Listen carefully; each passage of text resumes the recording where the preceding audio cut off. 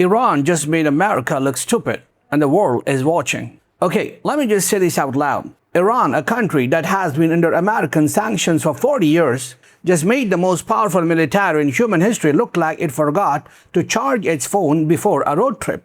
And not being dramatic, the New York Times said it, Times Magazine said it, Trump's own people are saying it. And if you think this is just another Middle East news cycle, you can scroll past. Buckle up, because what happened in the last 72 hours changes everything. Let's start with the missile situation, because this is where it gets genuinely insane. Iran launched another wave of missiles at Israel last night, and people are filming it from Gaza, from rooftops, from journalists who just hit upload before anyone could stop them. Here's what the videos show.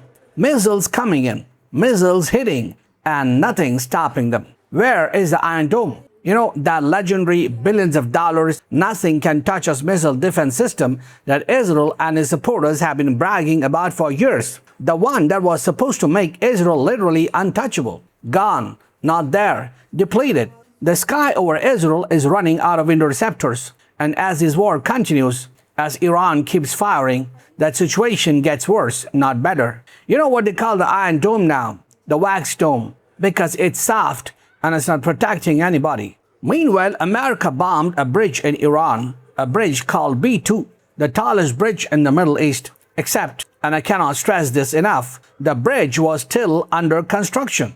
It wasn't even done yet. But don't worry, a journalist named Barack Revolt immediately tweeted that an American official told him Iranian military was using the bridge to transport missiles. A bridge that wasn't built to transport missiles. This is the information war, people. This is how propaganda works. You bomb a civilian structure, and within minutes, someone with the right access and the right Twitter following tells you it was actually a military target, and half the world just believes it. They also hit the Pasteur Institute, a medical college, and Oracle's data center in Dubai, because apparently we are doing war crimes and corporate espionage at the same time. Efficiency. Now, here is the part that nobody's talking about enough. Pete Hegseth, the Secretary of Defense, just fired General Randy George, the Army Chief of Staff, the highest-ranking officer in the U.S. Army, during an active war. Think about what that means. The Army Chief of Staff is a person who signs off on military orders. Trump wants to do something. The chain of command runs through this person, and that person just got sent home. His replacement, General Christopher Levy, who people are describing as Pete Hegseth's former aide, literally the guy who carried his briefcase. So you fired an experienced general during wartime and replaced him with the guy who held your bag. Cool, that's just cool. And it's not just him. A dozen senior officers have already been removed from their positions. Tulsi Gabbard might be next. Kash Patel is on the chopping block. One by one, everyone who was supposed to be Trump's inner circle is either getting pushed out or walking out. The Pentagon insiders are furious. There are reports of open conflict inside the building. People are saying Hegseth keeps talking about religion, about crusades, mixing church and military in a way that career officers who have actually been to war find deeply alarming. You know who else fired his best generals and replaced them with yes men? I'm just going to say the name and let you sit with it. Hitler. He did that before Stalingrad. His generals told him the Russia invasion was a catastrophe waiting to happen. He fired them. He lost. He died in a bunker. I'm not calling Trump Hitler. I'm saying the playbook. Surround yourself only with loyalists. Ignore expertise.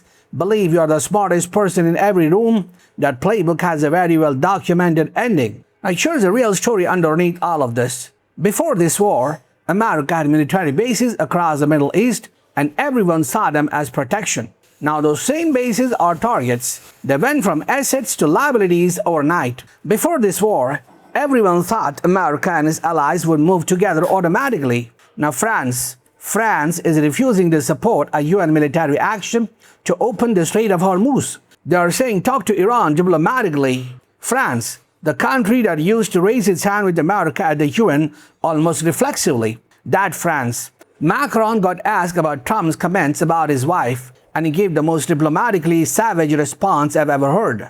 He said, paraphrasing, "You shouldn't say things you have to take back the next day. And actually, you don't need to say something every single day. That's a French burn. That's centuries of culture just absolutely roasting you in one sentence. Romania is reconsidering its drone deals with Israel. Austria blocked American aircraft from using its airspace. Spain's prime minister is straight up ignoring Trump's insults.